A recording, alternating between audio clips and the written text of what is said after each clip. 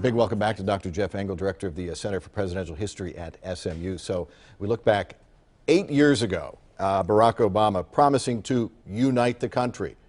He hardly united the country. He was a pretty divisive president. Well, it's a really interesting case study in how numbers and perception can really tell us two different stories. If we look at where Obama took office and where we are now, we've seen almost unprecedented growth.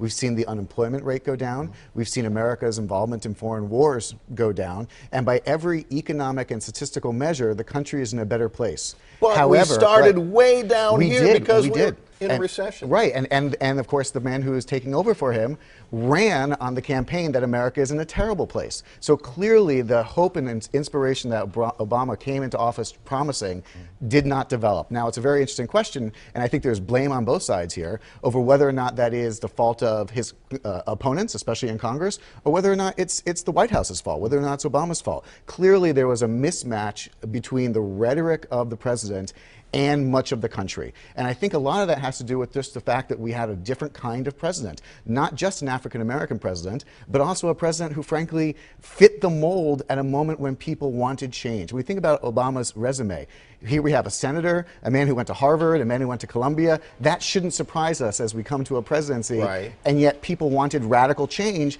and he actually was a relatively middle-of-the-road person on policy, which meant that you had people unhappy with him for not doing enough, and people unhappy with him for doing too much. But a little antagonistic toward the Republican-controlled Congress, which he had for part of his term anyway, not all of it, but where he made the point that, hey, I won, therefore you must do what I want you to do. And the Republicans in Congress and some of his fellow Democrats said, no, we don't. Well, we were elected to represent our people, not you. Right, and this is one of those moments where we are going to see hypocrisy played out daily on Capitol Hill, where we're going to see over the next 2 years in particular, Republicans say, we have control, we can do what we want, and Democrats protest that the Republicans are not being democratic enough, if you will. Exactly the same thing happened 8 years ago when Democrats held both the Capitol Hill and the White House. Looking back at history, though, is it good that at least the country will be headed in one direction with a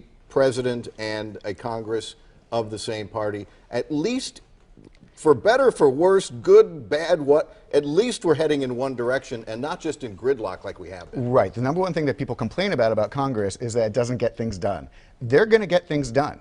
And it's a very interesting question, it seems to me, how much we're going to see Donald Trump's agenda or how much we're going to see Congress's agenda, whether this is going to become essentially Paul Ryan's America. And one of the reasons that we have to remember that historically, and again, we have a lot of data on this at this point, he's the 45th president, historically, Donald Trump is the least popular person to become elected president in the 20th century.